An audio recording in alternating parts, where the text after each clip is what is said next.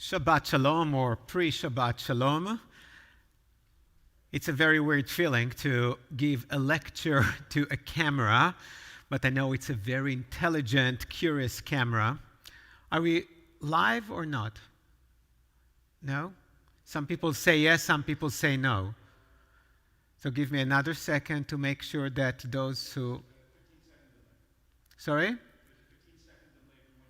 Oh, there is 15 seconds delay. Okay. So the plan for tonight is for me to talk about the agreement between Israel and the United Arab Emirates. You are welcome to send questions. Just put them in the chat box. I have some people here, meaning Gali, my wife, who will be reading them and will ask on your behalf, and I will try to address these questions. Around 6:45, I will say goodbye to you, go to the other room, put on my jacket and my talit, and get ready for Shabbat services that will start at 7 p.m. So the Israeli Emirate new renewal, or not renewal actually, establishment of relationship. So some people asked me last week if I was going to talk about it, and I chose not to for two reasons. One reason was that I wanted to have more time than just my regular sermon slot to talk about it. And the other reason was that I expected new information to reveal in the past week, and I was right. We really learned some important things since last Friday. So first of all, what is it all about? I have to tell you, this is a real historic moment. I know that some people find it hard to admit that it's such an important event, because people on Israel who do not like Prime Minister Netanyahu find it very hard to give him credit, but he should get credit for that. And in our country, there are people who do not like President Trump and find it hard to give him credit. You know, he does his credit. It's a very important one. Until the agreement with the United Arab Emirates, Israel had relationship with only two Arab countries. In 1979, Israel signed a peace agreement with Egypt, and in 1994, Israel signed a peace agreement with Jordan. By the way, Israel did not sign an agreement yet with the Emirates, and we hope that it will happen in the next few weeks, and I strongly believe that it will happen before the election, and I will elaborate a little bit more about it.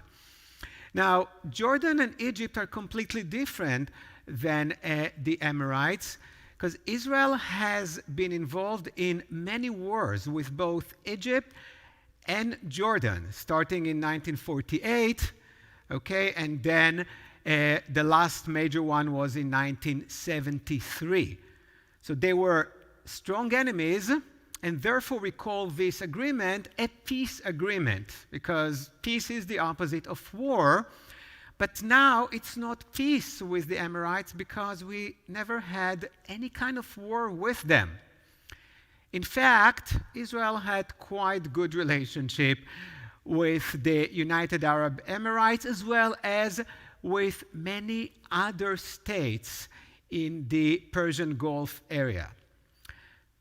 In the late 1980s and in the 1990s, I was in the Israeli army, in the intelligence force, and everyone knew about this kind of relationship.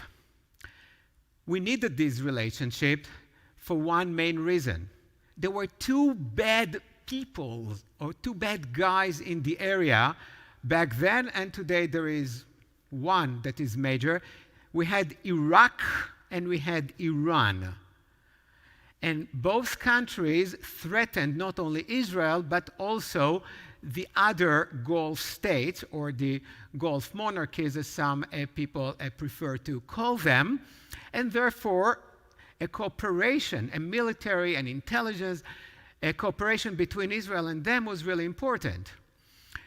Now, since Israel did not have relationship with them, the Israeli Foreign Ministry was not able to lead or to conduct these talks and these meetings, and therefore it was the Mossad. Right? Normally when we think about the Mossad, we think about this clandestine organization. We think about Daniel Silva's Gabriel Allon, right, who just goes to different countries and kill all the bad guys. But the Mossad has to perform still a lot of what normal ministry or foreign ministry would do, because there's so many countries that do not have formal relationship with Israel, meaning there are no embassies, there are no direct flights. However, they have to cooperate, mainly because they have common enemies, but for many other reasons. So everyone knew that Israel and the Emirates and Israel and the Saudis and Oman and definitely Bahrain had relationships, still have relationship, but now it's going to be formal. I'm going to quote a person I never believed I will quote, definitely not in the Bima on Friday night. I'm going to quote Sheikh Nasrallah, who is the chair of Hamas, right, the terrorist organization in Gaza. And when he was asked about this treaty, this agreement, he said, you know, at least now everyone took their masks off. He meant it as criticism, mainly of the Gulf states who do not support the Palestinians the way he was hoping for. But the way he put it was so accurate. Now people start to put their masks off because they stop pretending that they don't have relationship with Israel. It can be now done, it can be done in the open. Let me read something quite interesting, which I think caused many of us not to be really surprised when it happened. Remember that Bibi Netanyahu, the Israeli Prime Minister, declared that July 1st he was going to annex big chunks of the West Bank. And there was a lot of opposition all over the world, from Europe, and it didn't even get a green line from President Trump as he was hoping. But there was one letter that was published in Yediot Achronot, in the Israeli newspapers, and it was published in Hebrew, that caught many people's attention. Because this letter was written by Yusuf El-Obaida, and this Yusuf El-Otaibah, Yusuf El-Otaibah, is a very important man in the Emirates. He's the Emirates ambassador to the United States. And this is a huge role. And that's what he's writing to the Israelis. I'm not going to read the entire letter that he published in the paper, but it's really, really important. He writes, recently Israeli leaders have promoted talks about normalization of relations with the United Arab Emirates and other Arab states. But Israeli plans for annexation and talk of normalization are contradictions.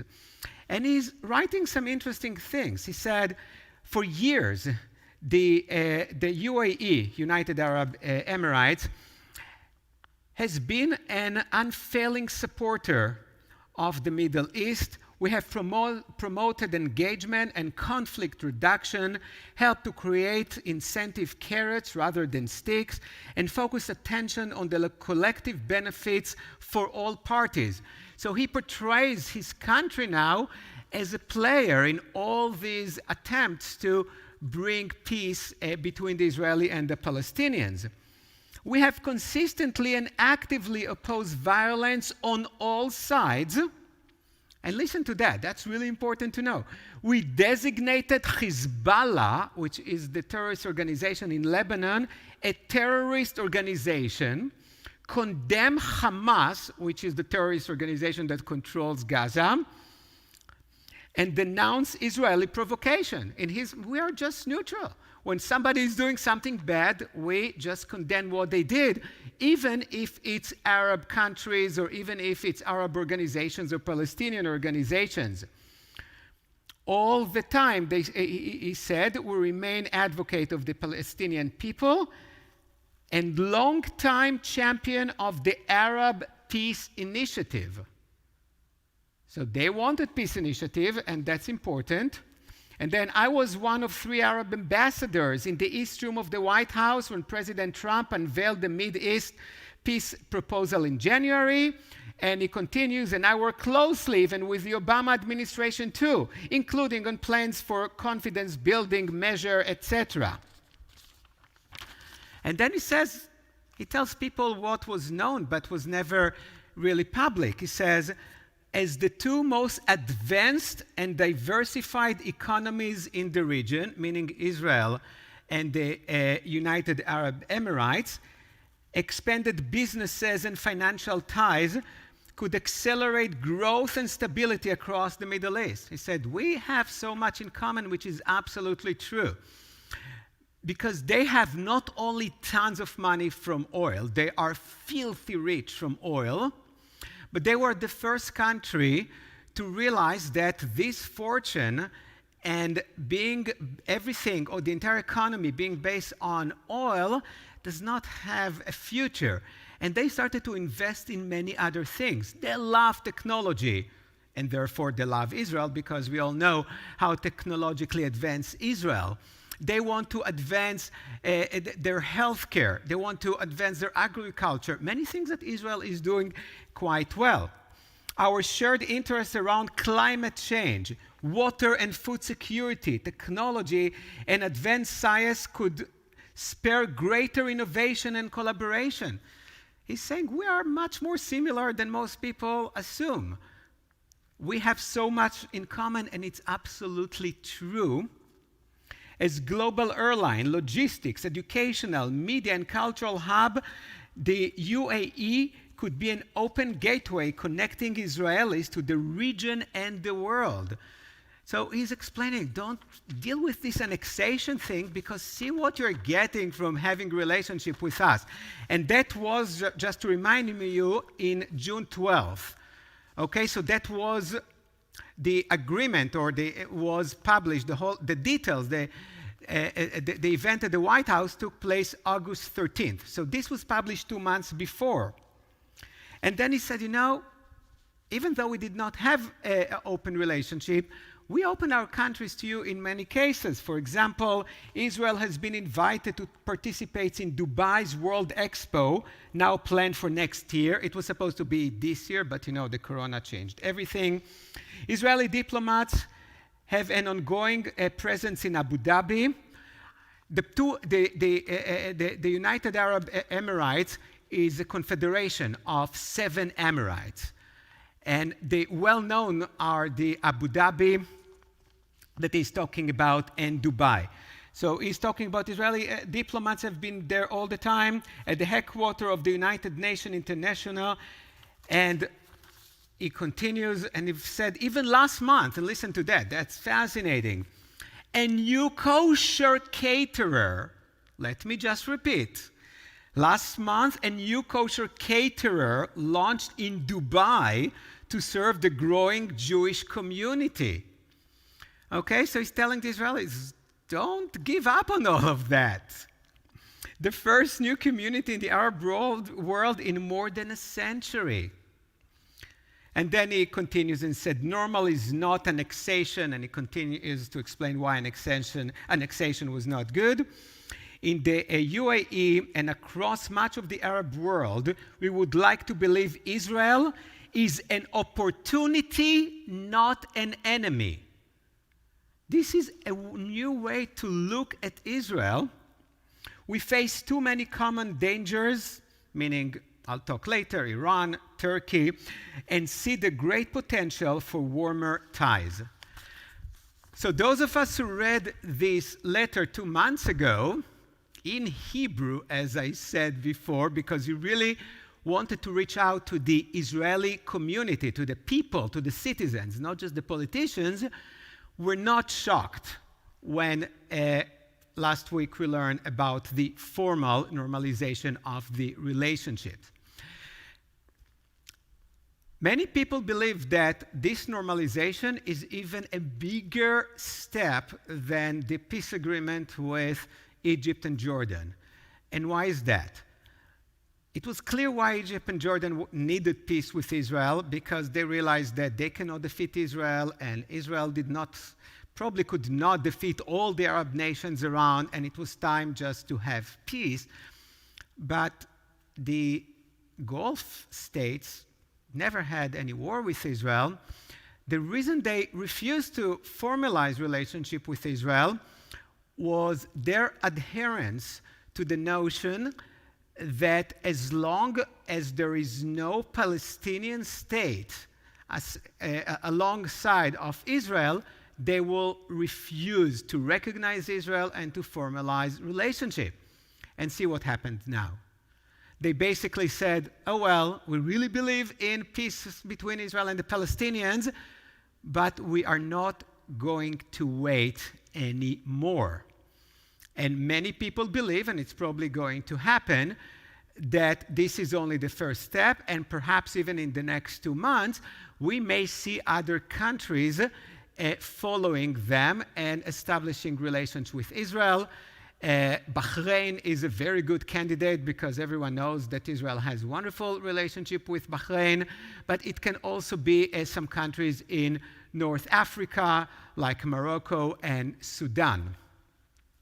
So we know that Israel and the Emirates have a lot in common, and definitely Israel is very happy to have these economic and technological opportunities. It's Dubai and Abu Dhabi are so close to Israel, but there is much more. The main motivation for these two countries to formalize the relationship is the biggest common enemy, and I would say probably enemies. The main enemy in the area, of course, is Iran. Iran is very close to the United Arab Emirates, and we know that it threatens Israel, it threatens the entire region. There is very strong tension between Iran and all these countries, and especially with Saudi Arabia.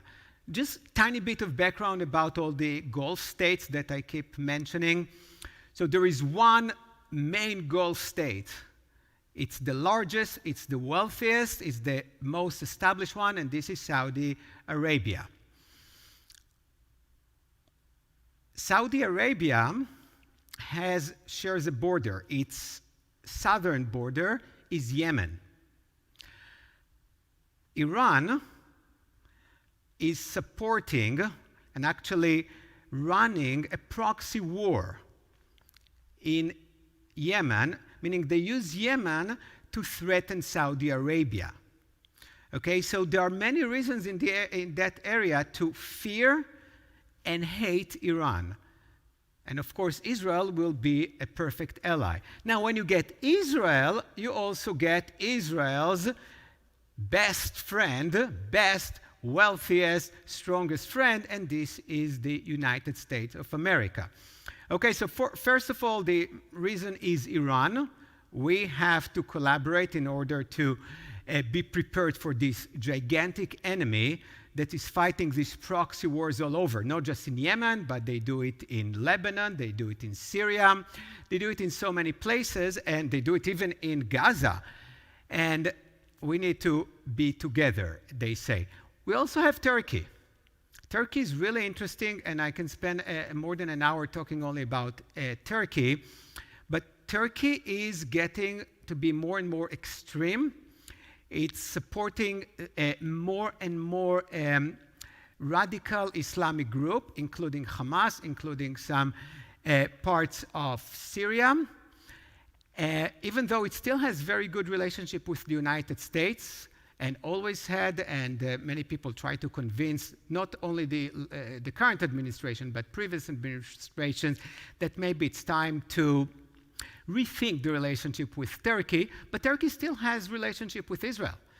Turkey has a Muslim majority, but Turkey is not an Arab state. So they still have relationship with Israel, but they keep attacking Israel, not militarily, but verbally constantly. Only 2 years ago, Erdogan, their infamous leader, said that sometimes he's not sure who is worse, the Israelis or Hitler.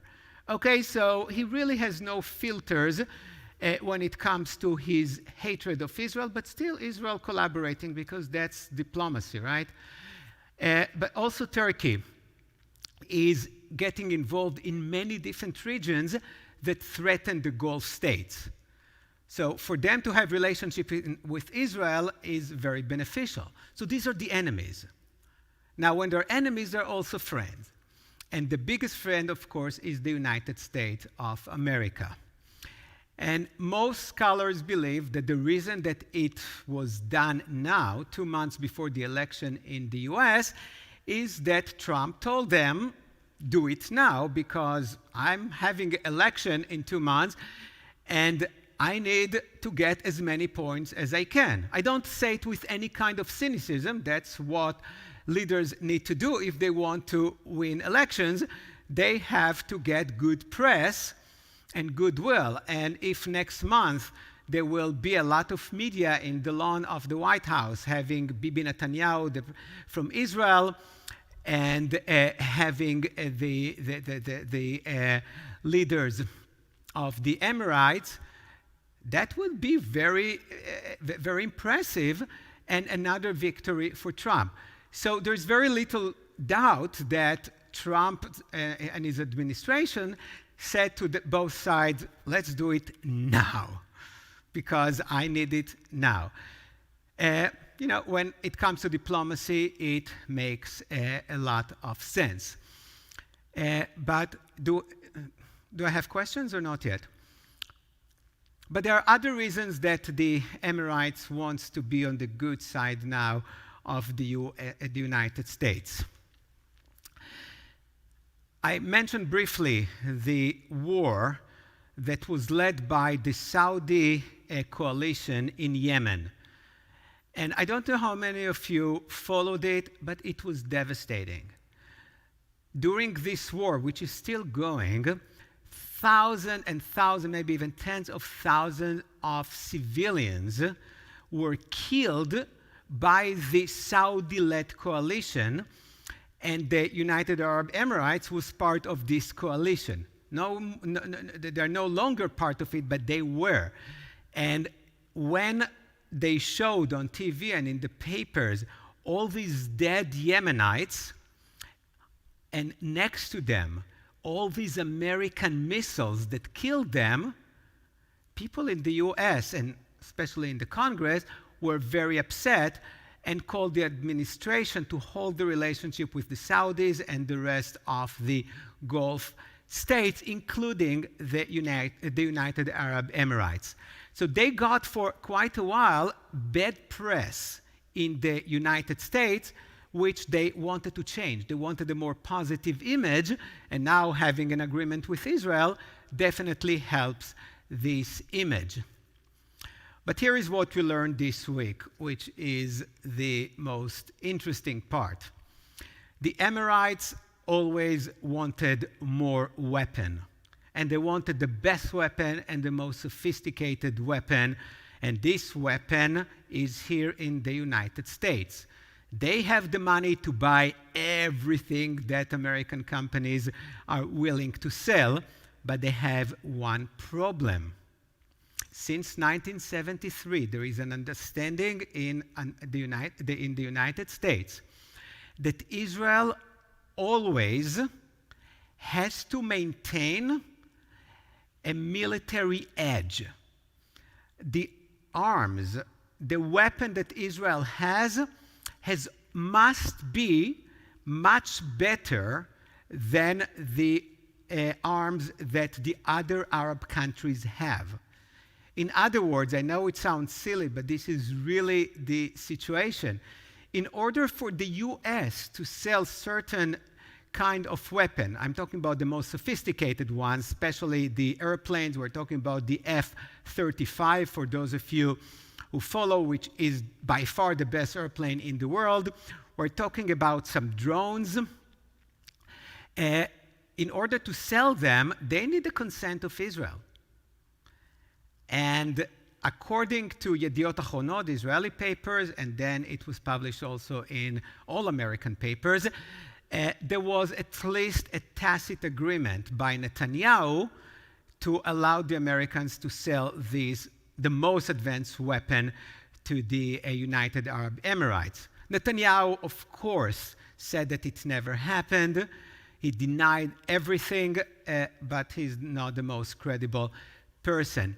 If that's going to happen, this is, in my opinion, and I'm talking about my personal opinion, this will be devastating for Israel, because you don't know what's going to be the future of the United Arab Emirates, the way you don't know what's going to be the future of the rest of the Gulf states. Just remember the Arab Spring.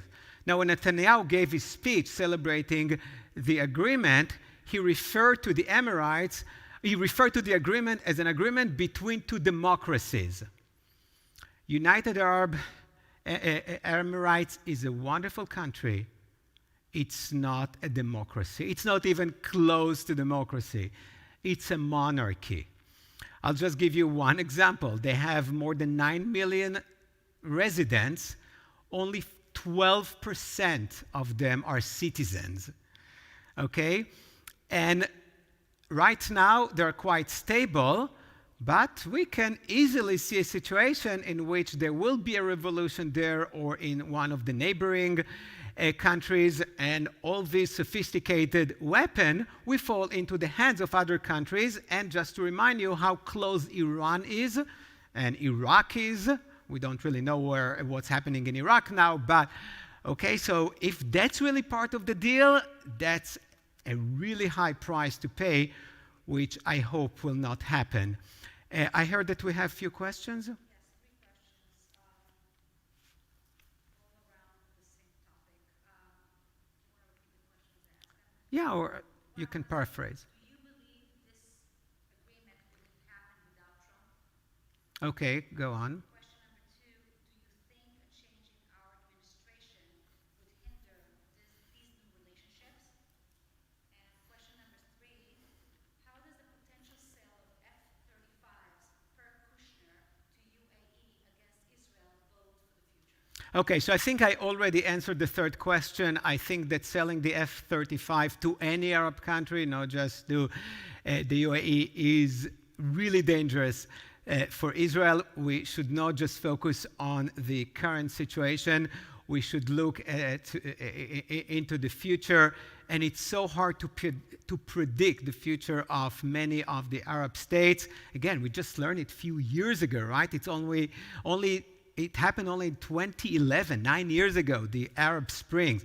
Countries that we thought were so stable, like Egypt, right, all of a sudden had the coup. So it's very hard to know what's going to happen. So to sell them a weapon that is as sophisticated as the weapon that Israel has, which means that Israel will not have the military edge any longer, is extremely dangerous.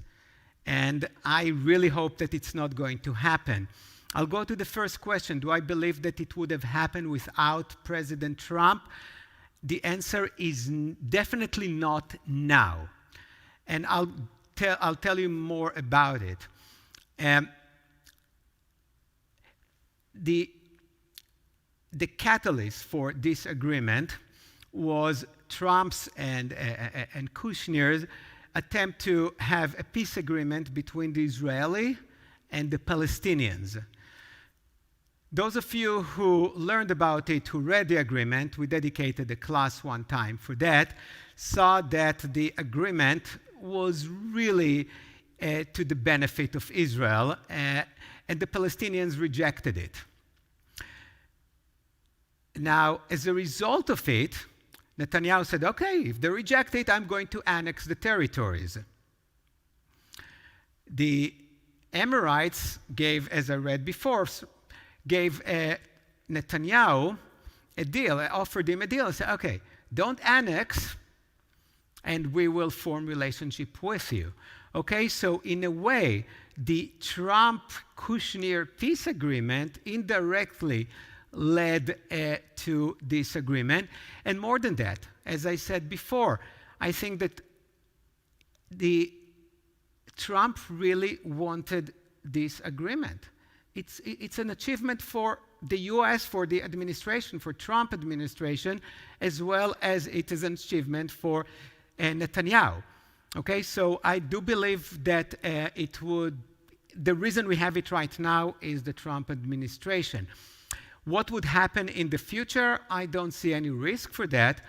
I know that I know personally the last 30 years, but this relationship between Israel and the Gulf states have been on for many more years than that throughout all administrations, Democratic as well as Republican. So I don't see any change with regard to that. There will be many other changes if there will be a different administration, but that's definitely for a different lecture and not something I enjoy doing from the Bima. You have another one? Yeah. Why would Netanyahu condone this sale? So Netanyahu denies that he did, that he did not give even a tacit agreement. You're talking about the F-35? Yes. So he really denies it, but we don't really know. You may think that I'm not a huge fan of Netanyahu, and you won't be wrong. I think that he's been in a leadership position for way too long. I'm a strong believer in term limits. There is a logic to it. It has to. And I'll tell you a story that is not well known. Germany wanted to Egypt asked to buy submarines from Germany. And Germany has the same understanding with Israel that it will not sell extremely sophisticated weapons to Arab countries without Israel's consent. Netanyahu gave this consent. And that's a whole story that you are welcome to read about. It really sounds like a whole book, like a fiction. So Netanyahu is not very trustworthy when it comes to him denying giving consent for things that he wanted. But Netanyahu definitely needed this agreement. He's not doing well. There is a very good chance that Israel is going to a fourth election in the next weeks, perhaps. And as you know, he is indicted for several corruption cases. So he needs all of that. It's really good for him. But you know what? Despite that, it's rather a big achievement for Netanyahu as well. Do I have more questions or?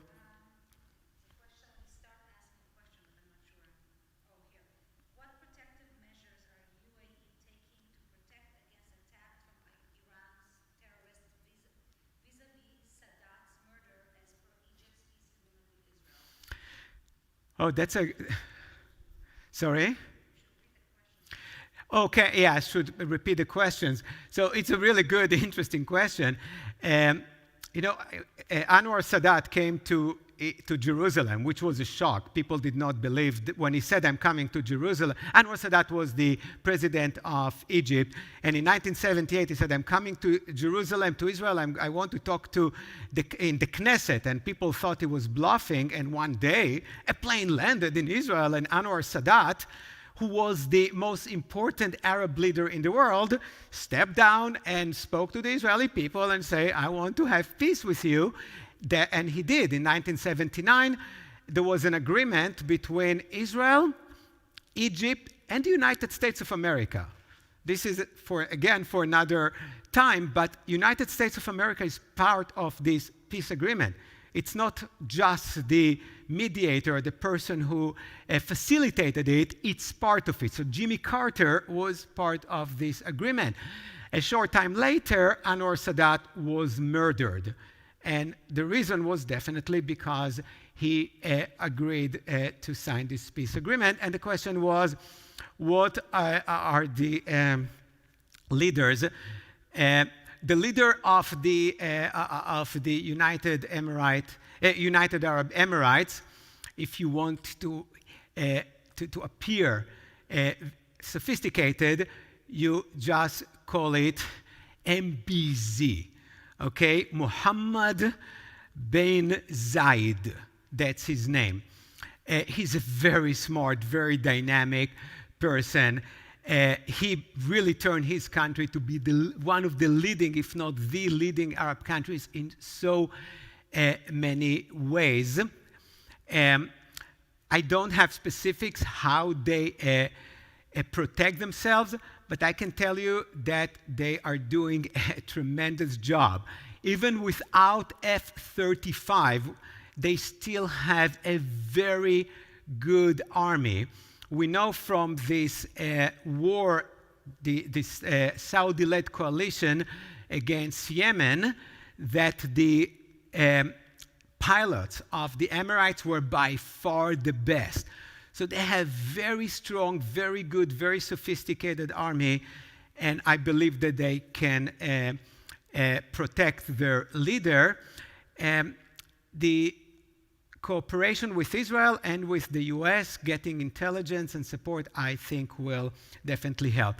Before I'll take more questions, I just want to, when we see a debate on TV, political debate, there's always the next day in the papers, winners and losers, right? So I want to make this list. So the winners, in my opinion, from this agreement is definitely Israel. Israel got a lot and will get much more. Right now, the trade between Israel and the Emirates, before even we have this agreement, is between $4 and $6 billion a year, which is much more than the trade with Egypt or Jordan, with whom Israel does have relationship, okay? And there is a reason to expect that it will go much, much higher because these two countries have so much in common, and Israel has so much to sell them that they really want. Israel, of course, gets the military cooperation. Now, Israel has a place, right? A friend in the Gulf, in the Persian Gulf area, so close to Iran.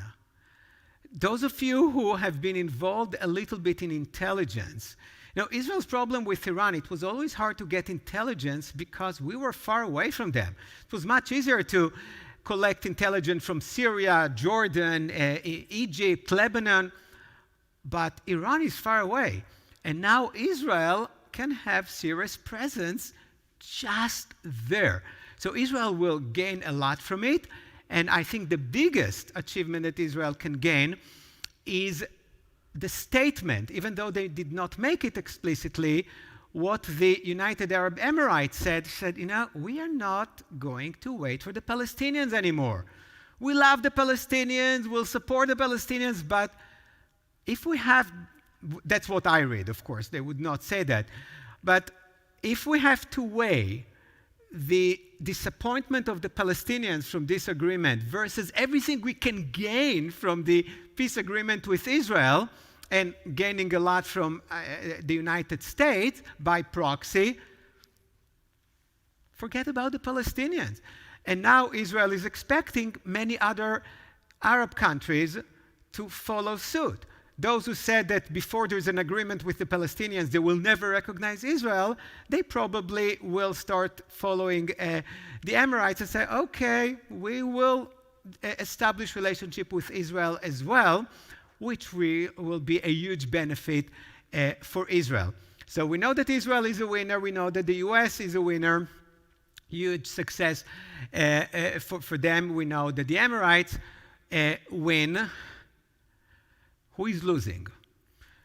Just look at the reaction of the world today to the agreement. The first two countries that condemned and said horrible things about it were Iran, of course. Now, Iran always knew that Israel has good relationship with the Emirates, but now it's different. It's formal. And there's something else. Iran has relationship with only one of the Gulf states, which is Qatar. That's a whole complicated issue why Qatar going with Iran and not with the others. But lately, it seems like that the relationship of Iran and the United Arab Emirates are getting a little bit better. And now when they signed this agreement with Israel, oops, the Iranians realized we're not going to have relationship with them. So Iran is definitely a big loser. The other one is Turkey, that really hates what's happening there. It does not work in its benefit. But by far the biggest losers from this agreement are the Palestinians. The Palestinians had a big leverage when the Arab countries, all of them, except of Jordan and Egypt, said we'll never formalize any relationship with Israel before Israel helped the Palestinians to establish a state. And now they hear, oh, well, that's no longer the case. They feel abandoned, in my opinion, rightly so, because they were. And even though the rhetoric is that the Emirates will have them, they still love them, but you know what? They just signed the agreement with Israel without Israel making any move to a peace agreement with the Palestinians. What they're saying is that we did it so Israel will not annex the territories. And they said, but Israel was not supposed to annex the territories anyway. So they are by far, in my opinion, the biggest losers from that. I'll just mention something because somebody asked me the other day, sent me an email with a question about it, about Russia and China, which is a really interesting question. And I think that we'll know more in the next weeks and months as more details unfold. But China, at least formally, blessed this agreement, congratulated both states and called for more peace. And when those of us who follow China know that it actually works well with their overall plan of taking over the world in a different kind of a way. Russia, I was not able to find anything interesting about it, but I can tell you one thing, that now when Turkey is so angry, and Turkey and the relationship with the US is not so great, Turkey is getting closer to Russia. We just know that they bought a lot of sophisticated missiles from Russia. So Russia is not clear where it's going to be, but I think everyone knows that the next Cold War is going to be between the US and China, and Russia will find its place somewhere. But how exactly this agreement is related to Russia, I'm not sure at this point. A comment was, someone said that they would not be surprised if there is going to be an agreement with the Saudis prior to November 3rd. So let me just say that I do not believe there will be an agreement with the Saudis. I would not be surprised if there will be an agreement with Bahrain, with Sudan or Morocco, but not the Saudis. Saudis do have relationship with Israel, but they're not ready for that. They're still big supporters of the Palestinians, and they prefer to allow the smaller Gulf states to lead before they make a statement. I really don't believe that they're ready for that. I'm not saying that it won't happen in the future, but not in the next 2 months. A question, I have several more questions. What about this news today about Jared Kushner being involved in selling the UAE F-35? We talked about the F-35. If you learn how difficult it is to buy F-35 from the US, no matter what you think, you won't be so worried at this point, because it's a process of minimum 6 years. Okay, so it's not something that Kushner calls his father-in-law and says, hey, let's sell some planes to.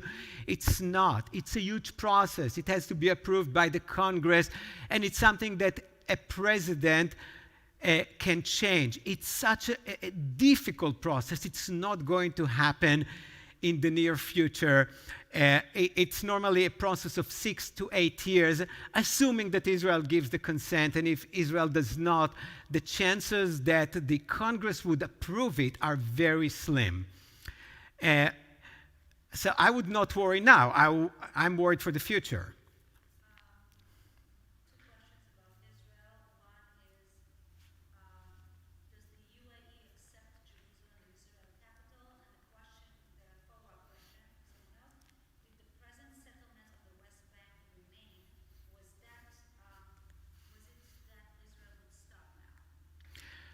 Okay, that's two good questions. So I do not believe that once the Emirates establish the relationship and having an embassy in Israel, it's not going to be in Jerusalem.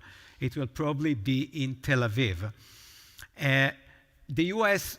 moved its embassy to Jerusalem, but almost the entire world chooses not to do it, at least before there is an agreement between Israel and the Palestinians. So it's really inconceivable to me that they will be one of the only countries in the world to recognize Israel control over entire Jerusalem, especially the Al-Aqsa Mosque that is so important to the Muslims and to them as well. There was another part to this. The settlement. So all Israel agreed to do, and this is really interesting, and it sounds the same in Hebrew as well and in English. Formally, Israel said that they will suspend the annexation. What the United Arab Emirates people said that Israel will cancel completely, annul the idea of annexation. It's quite clear that annexation is off the table. Don't forget, two countries can establish relationship and then they can break the relationship. There is no way, in my opinion, that they establish relationship, there will be exchange of ambassadors, and then Israel will annex the territories. It's not going to happen. And maybe I need to end in a minute because people tell me that services are about to start. Israel messed up very huge time several years ago in Dubai, which is part of the small Emirates that make the UAE, the United Arab Emirates. Israel sent Mossad agents to eliminate a terrorist. But the Mossad failed miserably at that time. That's not something that Daniel Silva will write books about. And they were caught on tape doing what they were doing. It was really embarrassing. Okay? And at that moment, the leader of the Emirates suspended relationship with Israel. He was really upset. Just think about it, that Israel went without permission to their countries to kill other. It took the United States several years to convince them to reestablish this relationship and to forgive the Israelis. Now, if Netanyahu is going again to humiliate Mohammed bin Zayed, that will be the end of it forever.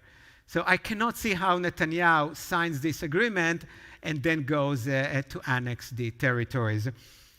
Is there one question that I must answer? One question is along the line, how will Netanyahu deal with the realpolitik of this decision vis-a-vis Paris, which I'm assuming is the new Middle East project via Netanyahu's base? So how does Netanyahu So I will. I cannot talk about Paris as much as I love Paris. Netanyahu's base is unhappy. Netanyahu's base are the settlers, right? The extreme right wing. They wanted the annexation, not all of them, the vast majority of them, and they see themselves as seriously betrayed by Netanyahu. Because Netanyahu, before the election, promised July 1st there is an annexation, and they're not stupid, and they know that there will not be any annexation in the near future. And more than that, I believe, now with this relationship, I think that the plan of two-state solutions that was sort of off the table, not officially, but is coming back, because if Israel sees that there is a huge potential for relationship with other Arab countries, maybe Israel will rethink the importance of the territories. I don't really know. But right now, let Netanyahu celebrate his achievement. I have to go and get ready for Shabbat services. I wish I could see you in person or even see your picture. If you have any comments, you are welcome to send them later or questions. We will place this talk on our website along with all the other things that we have there. So thank you again for joining me. And if you decide not to join us for Shabbat, I just want to wish you Shabbat Shalom. Thank you.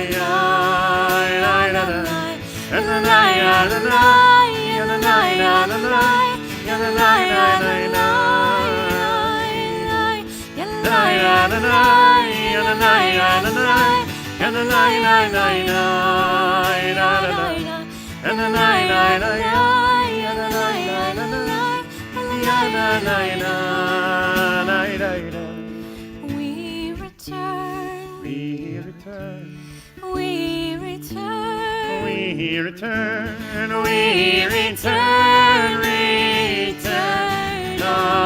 again to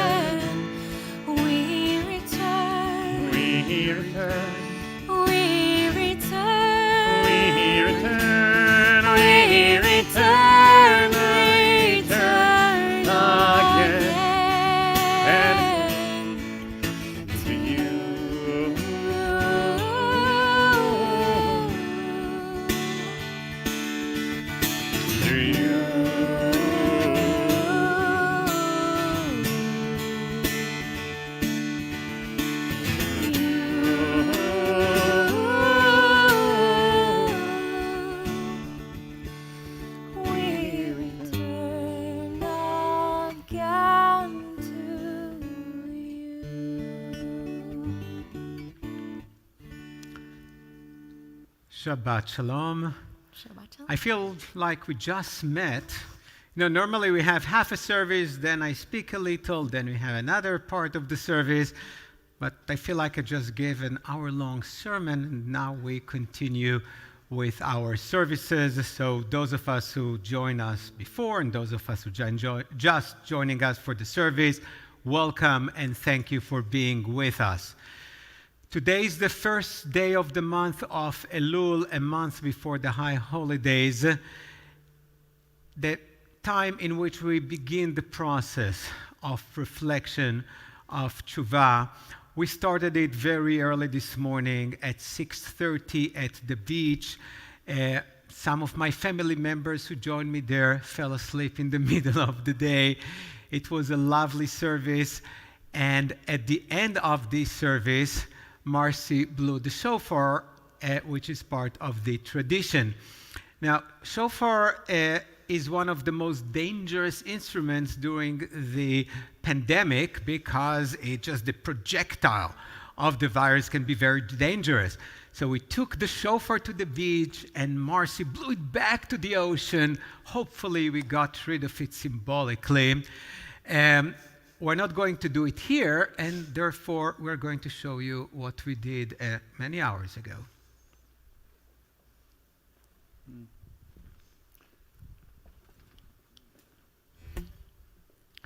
There's no...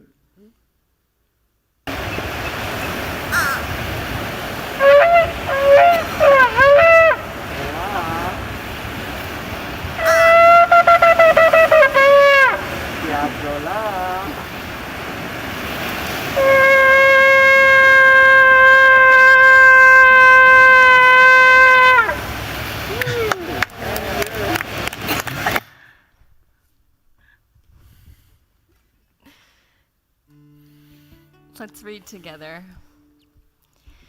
Before we slip too quickly into the season of the soul, let there be a Sabbath of Sabbaths for the heart.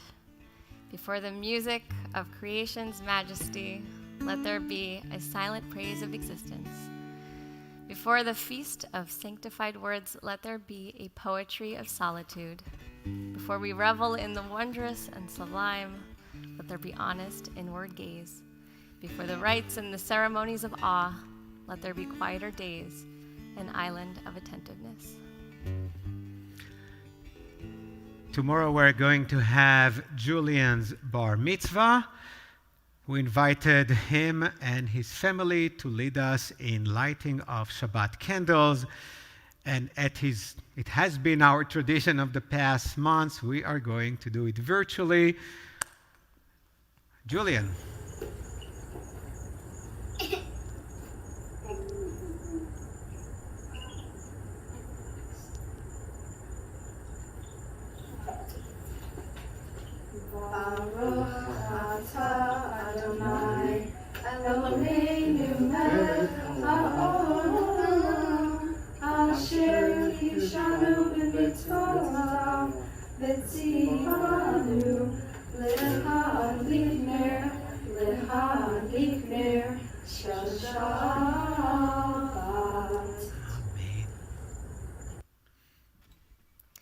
We're going to begin with Kabbalat Shabbat, our Psalms for Shabbat. And soon we'll come to Psalm 92, Tov Lahodot Ladonai. And we ask if you have something that you're grateful for this week or something wonderful that happened, we would love to hear. And so if you would share it in the chat so that we may share it with everyone.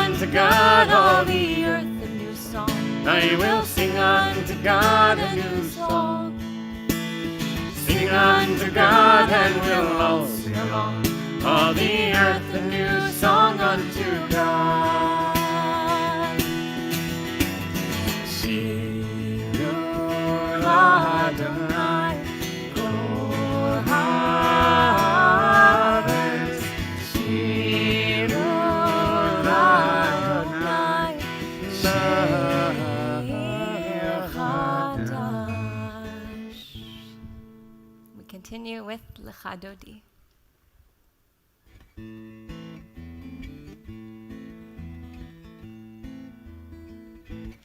Lecha Dodi לקראת כלה, פני שבת נקבלה. lecha dodi לקראת כלה, פני שבת נקבלה. Lecha dodi לקראת כלה, פני שבת נקבלה. lecha dodi לקראת כלה, פני שבת נקבלה. שמור וזכור בדיבור אחד, השמיענו אל המיוחד, אדוני אחד ושמו אחד, ושמו תפארת בלילה. lecha dodi לקראת כלה, פני שבת נקבלה. lecha כלה, פני שבת נקבלה. לקראת שבת לכו ונלכה, כי היא מקור הברכה, מראש מקדם נסופה, במעשה במחשבה תחילה. לך דודי, לך דודי לקראת כלה, פני שבת נקבלה. לך דודי לקראת כלה, פני שבת נקבלה. התעוררי, כי באורך אורי, שיר דברי, כבוד אדוני עלייך נגלה. לך דודי, לך דודי לקראת כלה, פני שבת נקבלה. לך דודי לקראת כלה, פני שבת נקבלה. And it is a custom to rise for the final verse of the Chadodi as we welcome the Sabbath bride, we welcome Shabbat.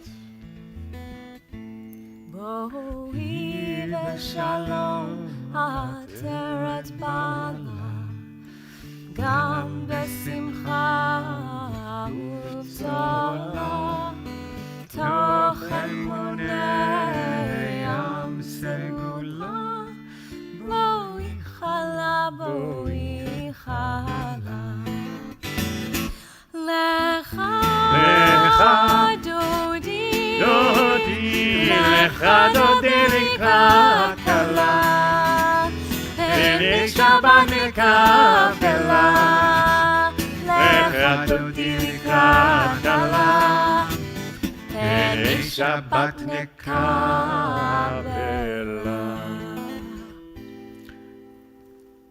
Did people send us anything that they're grateful for? I think they did. We're still waiting on a couple more. So we're going to sing a little bit and then we'll read.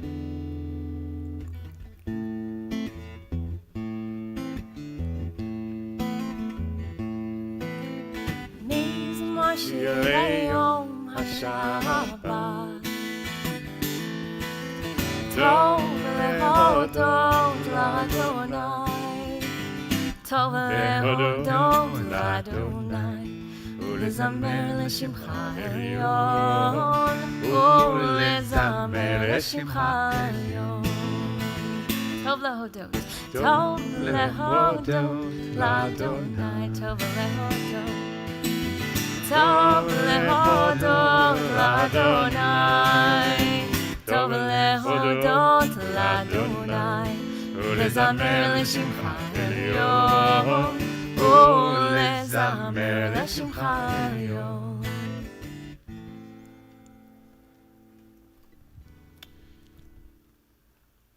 Okay.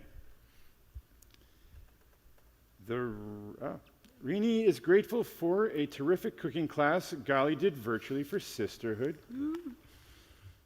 Hooray shakshuka. John Gilbert, grateful for opportunity to help parents in California and the excellent medical care his father is receiving.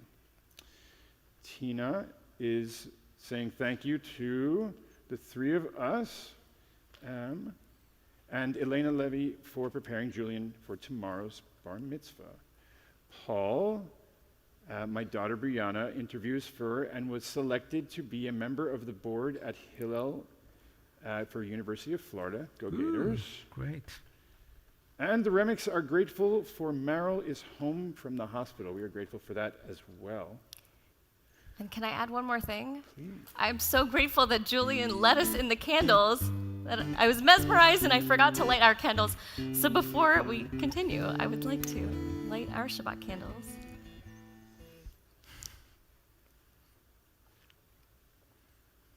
And now we are thankful for Shabbat. להגיד בבוקר, בבוקר בחסדך, באמונתך בלילות, להגיד בבוקר חסדך, באמונתך בלילות, מזמור שירי יום השבת, טוב להודות לאדוני, טוב להודות לאדוני, ולזמר לשמך עליון, ולזמר לשמך עליון.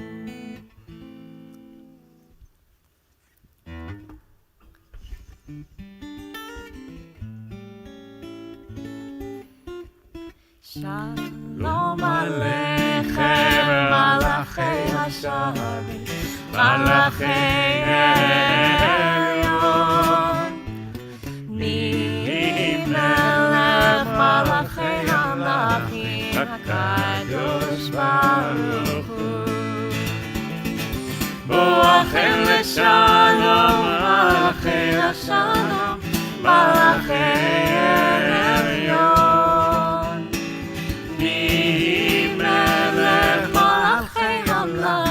הקדוש ברוך הוא. ברכוני לשלום מלאכי השלום, מלאכי עליון, מי מלך מלאכי המלכים הקדוש ברוך הוא. צאתכם לשלום מלאכי השלום, מלאכי עליון, מי מלך מלאכי המלכים הקדוש ברוך הוא.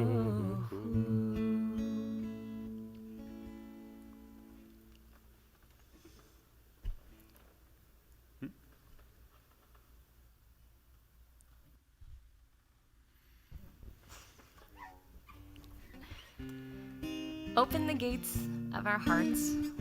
Open the gates of our minds. Open the gates of our spirits so we may find our way to your presence. Open the gates of our compassion. Open the gates of our empathy. Open the gates of our ecstasy so we may be worthy to enter the Holy of Holies. Open the gates of our eyes. Open the gates of our hands. Open the gates of our will so we may do your work in the world. Open the gates of prayer. Open the gates of repentance. Open the gates of teshuvah so we may remember that we are Yisrael.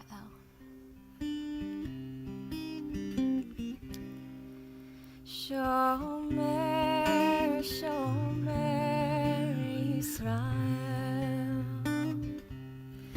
Shomer, Shomer Yisrael. Shemo Sherit Yisrael. Shemo Sherit Yisrael. Al Yovad, Al Yovad, Al Yovad Yisrael, haomrim Shema Yisrael. Shomer, Shomer Yisrael. Shomer, Shomer Yisrael. Shemo Sherit Yisrael. Shemo Sherit Yisrael. Al Yovad, Al Yovad, Al Yovad Yisrael. Hamrim Shema Yisrael.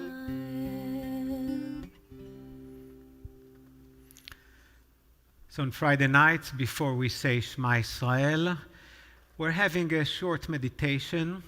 This is a wonderful opportunity to have our weekly conversation with God, But tonight I want to encourage you, because it's the beginning of the month of Elul, maybe to try to turn it for a month into a daily short meditation. It doesn't matter where you do it.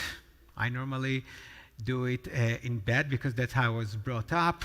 Before you close your eyes and go to sleep, you say Shema Israel, but you can do it in any other place. I think it can be very helpful in preparing ourselves mentally, spiritually for the high holidays. So I invite you now to close your eyes and let's take a deep, slow breath in and breathe out. Let's take another deep breath in and breathe out. And sometimes all we need to do is just breathing in and breathing out, being aware of the greatest gift that God has given us, our breath, our soul, our neshama.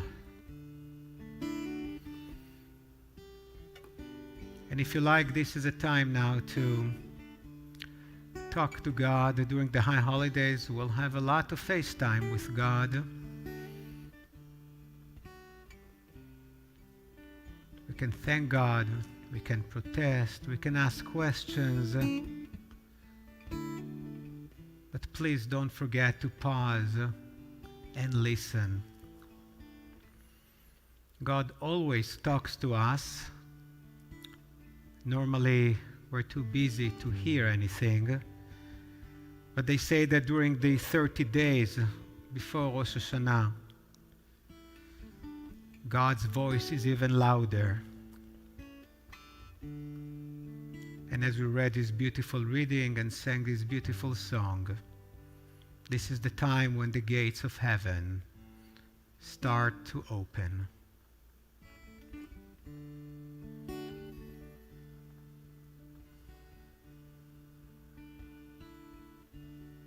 Let's take another deep breath in.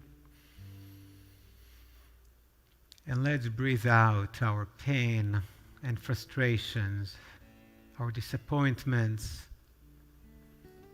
all these negative feelings that we accumulated during the past week. Let's try to put them aside for the duration of Shabbat. And still with our eyes closed, some people prefer to put their hands on their eyes. We sing Shema Israel.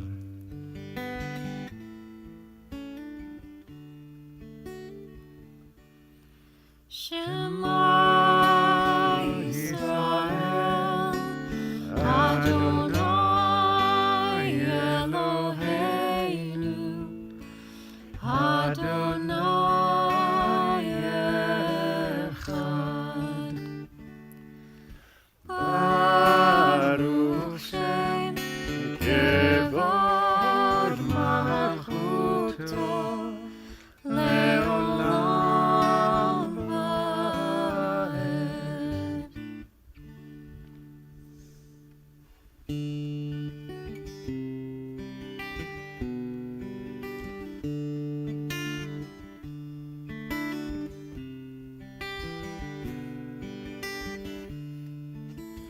Vaed. ואהבת את אדוני אלוהיך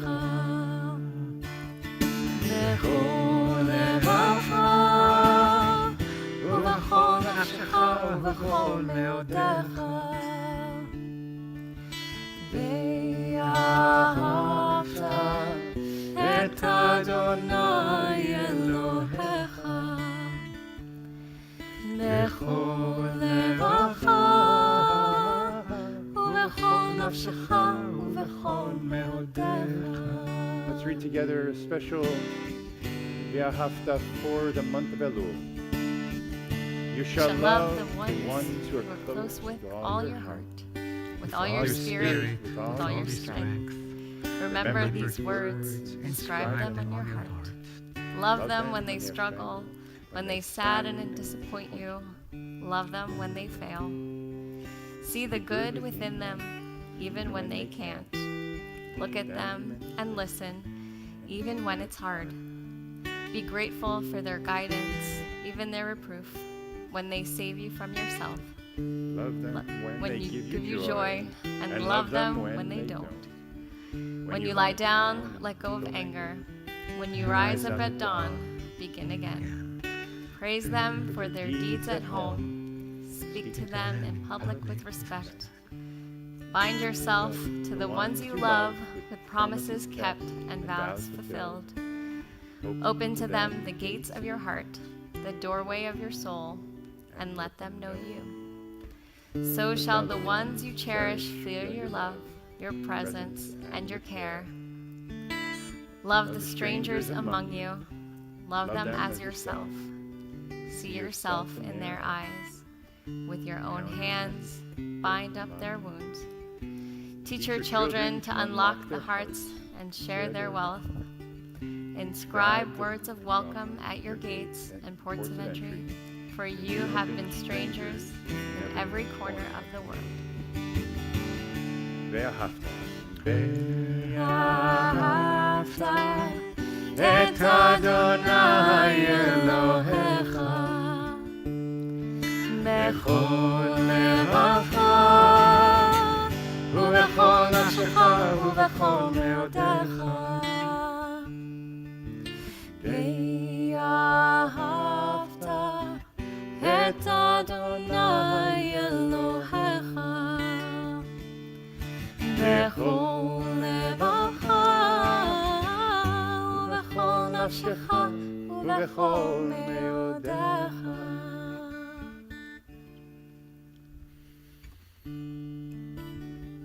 We'll be joining together in the healing prayer.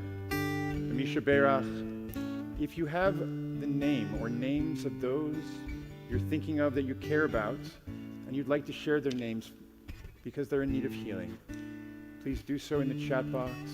And when we come to it later in the service, we'll join together in prayers for healing. Once a month, we take the Torah out, we read from the Torah, and this is this time of the month. Those of you who are celebrating your birthdays during the month of August, wow, it's already August. Please get ready for your birthday Aliyah.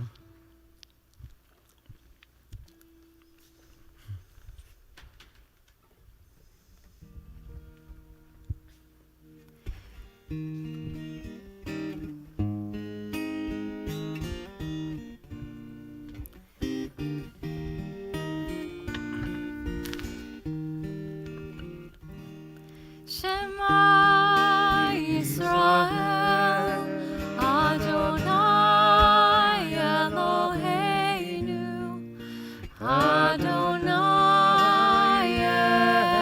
Echad, Echad Eloheinu, Gadol Adonenu, Kadosh Shemo. Gadol Adonai iti, uneromema shemo yachdav.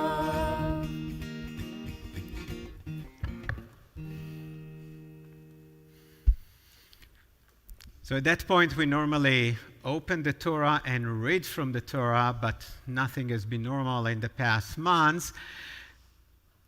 When I looked at the Torah portion, I remembered that 7 years ago, my favorite daughter had her bat mitzvah. So I did something that I was sure I knew the answer for. I called and asked, Maya, do you still remember your Aliyah, your Torah reading? Do you want to do it tonight? And she said, yes, sure. I was so happy and proud. But I didn't want to invite her here because we try to limit the bima only to people who have to be on the bima during the pandemic. So I asked her to record herself at the house, and hopefully we have it and it works. So We'll do the blessing before the yeah, Torah reading, blessings and then before. we'll have Maya read for us.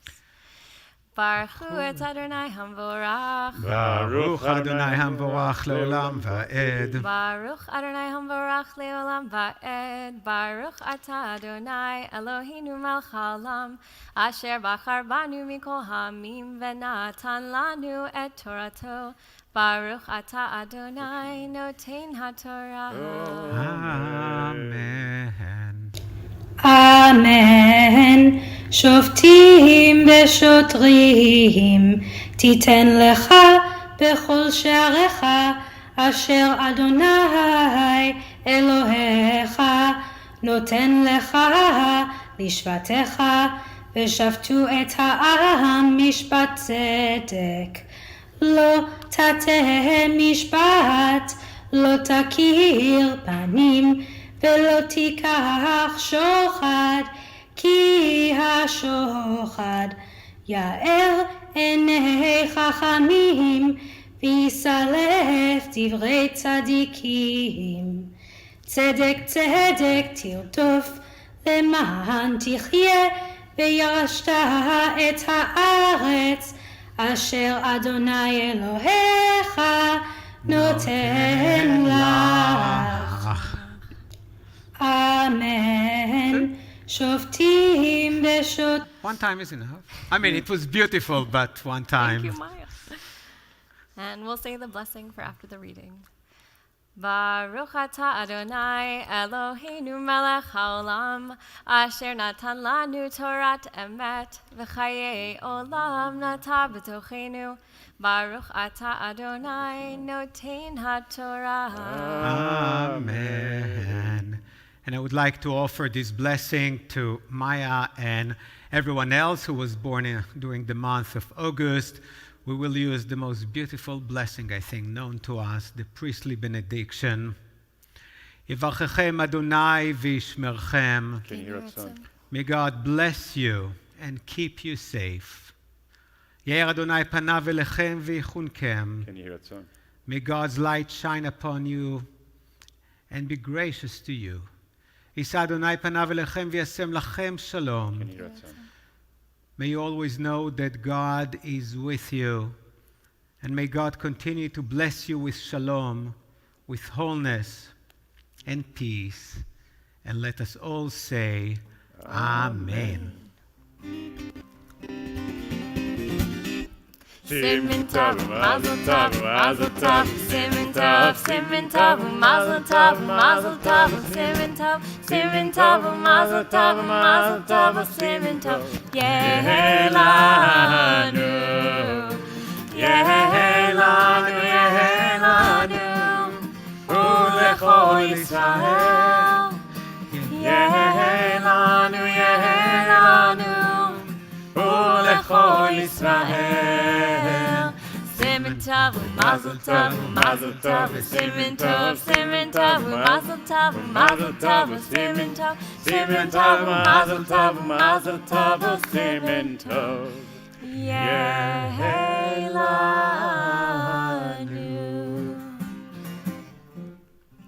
And we should also sing it in English. Happy birthday to you. Happy birthday to you. Happy birthday, happy birthday, happy birthday to you.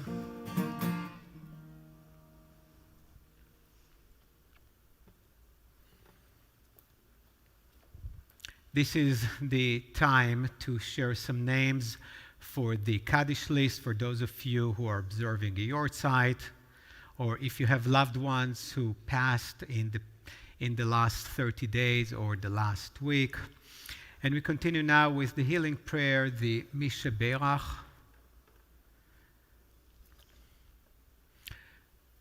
We pray, Mishaberach Avotenu Avraham Yitzchak v'Yaakov ואמותינו שרה רבקה לאה ורחל, הוא יברך וירפא את החולים. May the one who bless our ancestors, Abraham, Isaac, and Jacob, Sarah, Rebecca, Rachel, and Leah, bless and heal those who are ill. Do we have some additional names? We do. Peter Steidel Sr., Paul Yanis, Rodin Alcine, Sandy Grossman Dworkin, Stephanie Manis, Jetta Christensen, Nancy Drexler, Basha Stein, Joanne Friedman, Bella Leno, Johan Mustonen, Rabbi Miriam Hyman, Bonnie Lowenstein, Robert Rabin, Mark Friedman, Milton Teichman, and there's one more name that is being typed as we speak. Almost. If the name appears, we'll read it. Nope. Okay.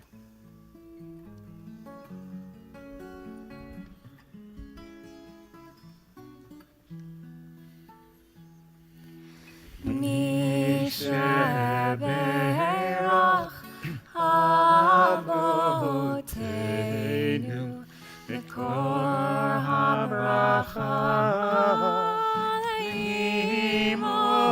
Imotenu. May the source of strength, Oh, bless the ones before us. help us find the courage To make our lives a blessing. sing and let us say, Amen.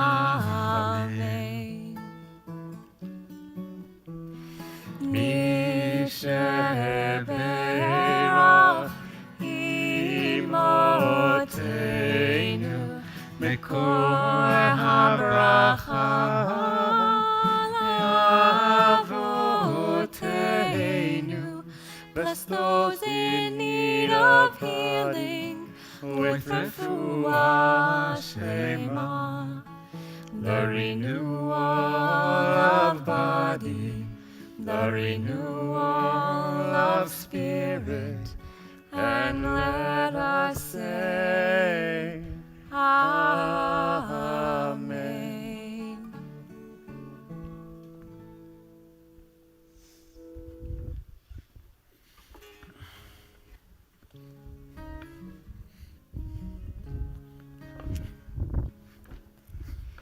Eitz chaim hi lemachazikim ba v'tomchecha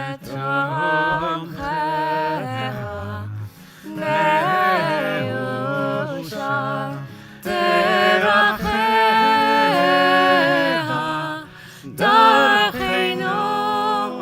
darchenoam b'chol netivotecha shalom. Hashivenu Adonai elecha v'nashuva chadesh yameinu kekedem.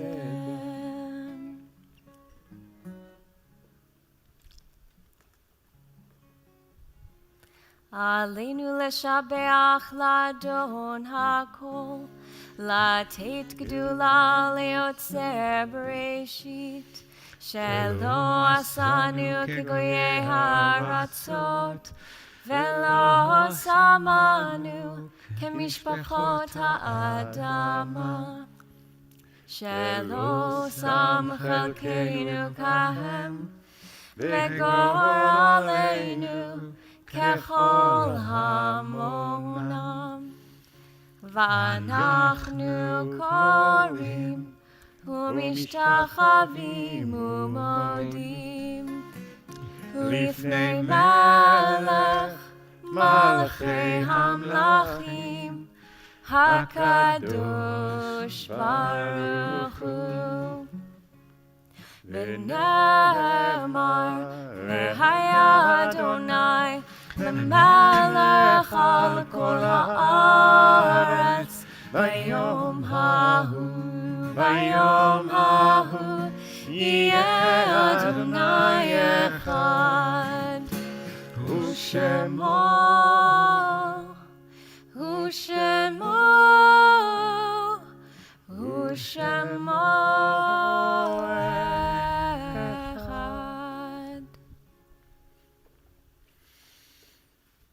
And before we continue with the Kaddish, I would like to read the names of the people who have passed during this time in years past. Harold Bloom, father of Wendy. August Colby, father of Kathy. Janet Bloom, mother of Jim. Boris Vaneker, grandfather of Brian and Stacy. Marla Colton, wife of Gary, mother of David and stepmother of Eric and Lisa. Molly Marks, mother of Dolores. Stuart Freed, father of Steve. Robert Goldman, father of Howard. Arthur Wall, father of Helen. Rose Bremen Grass, mother of Bob. Helen Wolf, aunt of David. Bonnie Kaplan, sister of Debbie. Martin Himes, father of Howard. Bessie Schwartz, mother of Diane and grandmother of Brian. Simon Schwartz, brother of Diane and uncle of Brian. Chuck Lewis, brother of Carla. Wilma Jaffe, mother of Iva and grandmother of Marcy. Morris Koretz, uncle of Lois.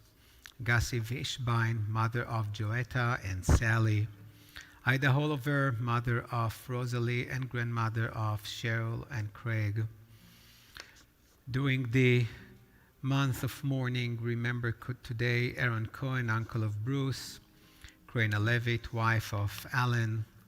Moy Zergas, father of Emery. David Berenson, husband of Bunny and father of DS. Amy Russell, wife of Brian and mother of Kevin, Hannah, and Sydney.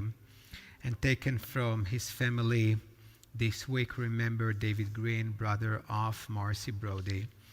If there are other names that you would like to mention. Oh, I'm sorry.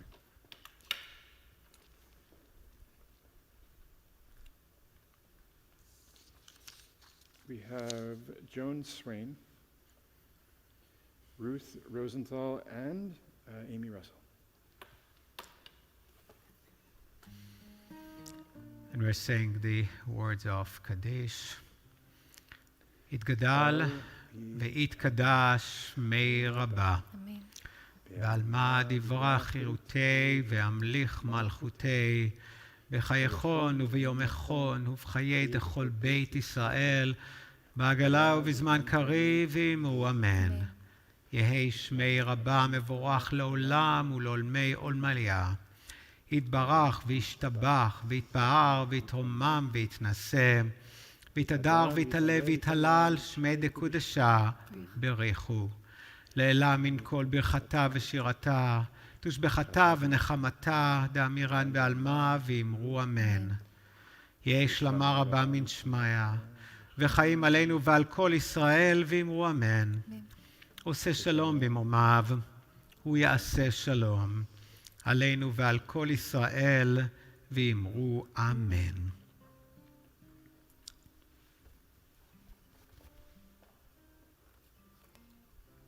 ואמרו אמן. ברוך אתה אדוני אלוהינו מלך העולם בורא פרי הגפן. ברוך אתה אדוני אלוהינו מלך העולם אשר קידשנו במצוותיו ורצבנו ושבת קודשו באהבה וברצון הנחילנו זיכרון למעשה בראשית כי הוא יום תחילה למקראי קודש זכר ליציאת מצרים. כי בנו בחרת ואותנו קידשת מכל העמים ושבת קודשך באהבה וברצון הנחלתנו. Baruch atah Adonai Mekadesh HaShabbat. Amen. Yeah. Oh. L'chaim. I should drink it. L'chaim. I got so excited for the motzi. You're so excited, but this is the shortest service we've ever had in the history of Temple Beth Am. Maybe because the service started an hour earlier with an hour-long sermon. By the way, if you did not watch it and are interested in the relationship between the United Arab Emirates and Israel, I think this talk will be on the website very shortly. Why are you so excited about the challah? We had some special challah motzi helpers this week, and so I'll let you see for yourself. Hamotzi lechem and haras. We give thanks to God for bread. Our voices rise in song together as our joyful prayer is said. Baruch atah Adonai Eloheinu melech haolam. Hamotzi lechem and haras. Amen. Shabbat shalom. Shabbat shalom. Shalom. This was a Thank service you. of kvelling. Wow, it was so, Bella and it was so Mira. wonderful. Oh. She has a birthday today.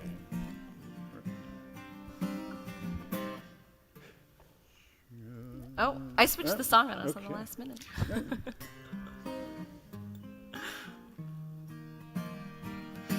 Oh, say shalom. B'momav. Oh, say shalom. B'momav. Hu yaseh, hu yaseh, hu yaseh shalom.